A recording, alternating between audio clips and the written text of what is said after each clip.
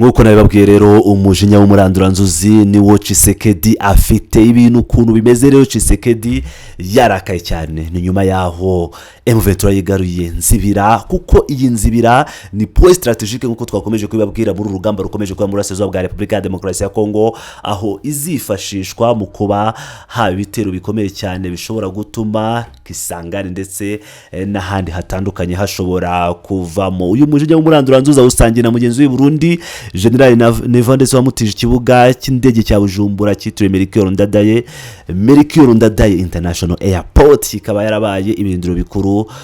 bya Repubulika ya Demokarasi ya Kongo mu by'intambara mu byaye no kurwanira mu kiraho indege zose z'intambara zikoresha ikibuga nyuma yaho ibibuga by'ingenzi byose byamaje gufatwa ndetse na Nzibira ikaba yamaze kuvamo mu mujinya w'umuranduranzuzi rero Tshisekedi afatanyije na General Neva Sebarundi bakaba bagabye igitero gikomeye cyane muri Nzibira bakoresheje indege ya CH-4 byagenze bite byabaye ryari reka tugaruke muri nkuru yusko yakabaye kuri wa gatanu tariki ya 23 Nzeri 2025 umugaba wungirije w'ingabo za M23 General Byamungu wizwi nka Taigawanu yakoresheje inama mu gace k'ingenzi mu rugamba point strategique ka Nzibira ibi rero nago byarangiriye aho uyu munsi ho hazindutse hari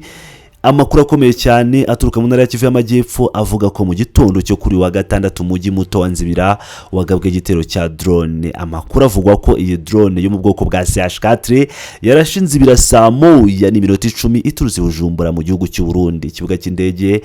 cya Bujumbura Melchior Ndadaye kimaze igihe cyarahindutse ibirindiro by'ingabo za leta ya Kongo cyifashisha mu kugaba ibitero byo mu kirere mu duce tugenzurwa na M23 ntibiramenyekana niba hari icyo iriya drone yangije ku cyumweru gishize rero nibwo abarwanyi ba M23 bigaruye umujyi wa Nzibira nyuma yo kwirukanamo ihuriro ry'ingabo za leta ya Repubulika iharanira Demokarasi ya Kongo uyu mujyi warashweho nyuma y'amasaha make umugaba mukuru wungirije w'ingabo za M23 General de Brigade Bernard Maheshe Byamungu awukoreyemo inama yamuhuje n'abaturage batuye muri uyu mujyi wa Nzibira ngira ngo rero murumva neza ko ibijyanye n'ubundi no kuba ibujumbura have indege byo ntabwo ari ibintu bigishidikanywaho Byamungu rero icyo gihe yavuze ko yahisemo kuwufata kuko ari w'ingabo za leta zifashishaga kugaba ibitero mu duce dutandukanye two muri territoire ya Walungu abakurikiranira hafi intambara yo mu Burasirazuba bwa Kongo bahuriza ku kuba gufata Nzibira bishobora korohereza M23 gufata ibindi bice by'ingenzi by'umwihariko imijyi ya Shabunda Mwenga na Kisangani ibi rero biratuganisha biratuganisha ku byatangajwe ku ya 26 Nzeri aho ni ku munsi w'ejo ubwo umugaba wungirije n'undi w'ingabo za M23 General Byamungu Bernard akoreshaga inama ikomeye cyane mu gace k'ingenzi ku rugamba point strategique mu rurimi rw'igifaransa ka Nzibira ashimangira ko bumvishe amarira abaturage ba Walungu Mwenga Shabunda na Uvira ibi kandi bigaragaza ko kujya mu cyerekezo cya Nzibira ari ugutakaza gufite ingaruka kwa FRDC n'ihuriro ryabo aribyo byatumye uyu munsi bazinuka bagaba igitero cy'indege ya CH-4 ni drone ni indege zitagira abadereva ndetse byongeye kugaragaza ko M23 ahantu yafashe habaje bikomeye cyane Chilombo Tshisekedi wa Zabanga mwitanje na perezida wahahise wa Repubulika ya Demokarasi ya Kongo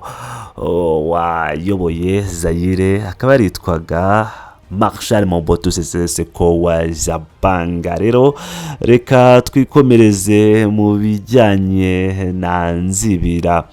rero ngo nyuma yo kuyifata bikaba byakomeje kugaragaza ko ibindi bice bigifitwe na leta bizisanga amaboko ya M23 General Byamungu waganiriye n'abaturage ba Nzibira yabanje kugaragaza ko badashishikajwe n'intambara kuko ariyo mpamvu bagiye Doha ariko yababwiye ko ibitero by'ihuriro by'ingabo za Repubulika ya Demokarasi ya Kongo ibisasu biremereye byakomeje kuva Nzibira bijya mu bindi bice aribyo byatumye biyemeza ko habohora kugira ngo abaturage bandi babashe gusinzira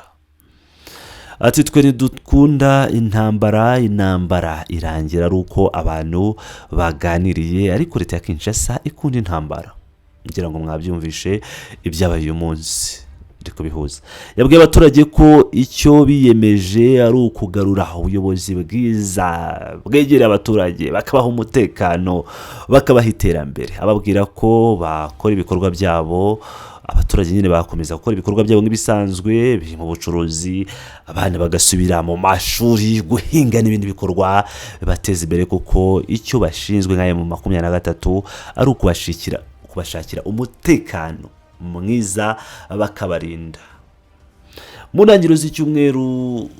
twatangiye nibwo abarwanyi ba M23 bashimangiye ko bafashe Nzibira yose nk'igice cy'ingenzi mu rugamba. Nzibira ni ihuriro rya teritwari nyinshi muri Kivu y'Amajyepfo. Uva Nzibira muri Warungu ujya Uvira, Shabunda, Mwenga, kandi ushobora kujya mu ntara ya Maniema, Karemi, mu ntara ya Tanganyika, ndetse ukerekeza Kisangane cyangwa n'ahandi mu gice cy'uburengerazuba bwa Repubulika ya Demokarasi ya Kongo. Gufata Nzibira rero kwa M23 bivuze ikintu kinini kukuba ishobora kugera mu bice byinshi bigize intara ya Kivu y'Amajyepfo, ndetse no kugera mu ntara zindi bishobora korohera iyi M23 bikayifasha no kuba barinda ibice bamaze gufata, ari nako byoroha kujya cyangwa kugira uburyo bwo kwerekeza mu bindi bice. Aha kandi bivuze ko ari igihombo gikomeye ku ihuriro ry'ingabo za leta ya Repubulika ya Demokarasi ya Kongo. Ingabo za Kinshasa zigizwe na FARDC, Wazalendo, FDLR, abacancuro n'indi mitwe, kuko bishobora kutaborohera kugaruka mu duce bambuwe mu gihe baba bakomeje kwamburwa ibice by'ingenzi point stratégique. ngira ngo murabyumvira rero ko ibintu byifashe muri uyu mwanya. Amakuru akomeje kuba menshi, nuko ngo igihari nanone cyakomeje guhishwa na leta y'Kinshasa, nuko mu biganiro bikomeje kuba nk'uko leta zunze ubumwe zabitangaje, nuko M23 iri kuganira na Kongo kukuzinjizwa muri FARDC. Ibi byo byaba bimeze bite? No kuvuga ngo rero ukuntu ibintu byifashe. Umujyanama wa Perezida Donald Trump wa leta zunze ubumwe za Amerika ushinzwe Afurika, Masad Blos, yagaragaje ko ubuhuza bwa Qatar ari bwo zingiro ry'umuti w'amakimbirane ari hagati ya leta ya Repubulika ya Demokarasi ya Kongo n'umutwe wa M23. Yabitangaje ku wa gatanu tariki ya 23 Nzeri iruhande rw'inteko rusange ya 80 y'umuryango w'abibumbye kubera New York. Uyu muyobozi yavuze ko amahame yibanze aganisha ku guhagarika intambara yasinyiwe hagati ya M23 na Repubulika ya Demokarasi ya Kongo muri Nyakanga uyu mwaka ari intambwe yatewe imbere, intambwe nziza yahaye injyana imishyikirano.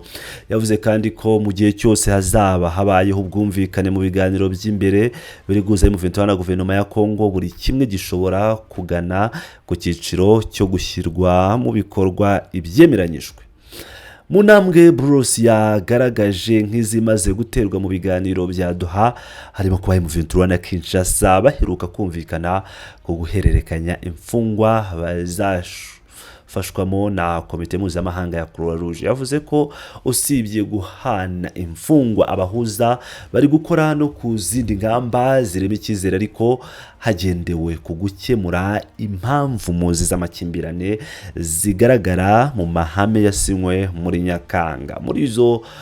mpamvu muzi, umujyanama wa Perezida Donald Trump yavuze ko harimo ibibazo by'imiyoborere, kwegereza ubuyobozi abaturage, no kwinjiza no kongera gusubiza abarwanyi ba M23 mu ngabo za leta ya Kongo FARDC, ndetse no mu nzego z'ubuyobozi. Yagize ati, ndatekereza ko hari inzego 9 zo kwibandaho, kandi zimwe muri zo zishobora kuzatwara igihe kinini, zimwe muri zo nanone zishobora gutwara ibyumweru bike. Urugero nk'ibibazo by'imiyoborere, hari ibibazo ku miyoborere, kwegereza ubuyobozi abaturage n'ibindi bintu byinshi byo muri urwo rwego. Ariko nanone hari ukwinjiza cyangwa kongera kwinjiza abarwanyi ba M23 n'abandi bindi mitwe niba bamwe bazinjizwa mu ngabo za Kongo abandi bagashyirwa mu nzego za guverinoma. Bruce yavuze ko impamvu zimwe muri ziriya ngingo zizatwara igihe ari uko hari zimwe zigomba gushyirwa mu bikorwa hagendeye ku itegeko nshinga rya Repubulika Iharanira Demokarasi ya Kongo. Yunzemo ko nyuma y'ibanziriza amasezerano abahuza bahugiye ku gushaka uko M23 na Kinshasa basinyana amasezerano ya nyuma yo guhagarika intambara. Ngira ngo rero urumva uko ibintu byifashe, abantu bakaba bategereje kumenya bati ese koko bizarangira bite, bizagenda bite. Reka dutegereze. Ni Pilot News TV, ndakomeza kubakurikiranira ibya makuru, mukomeze mwane nanjye, ndabakunda.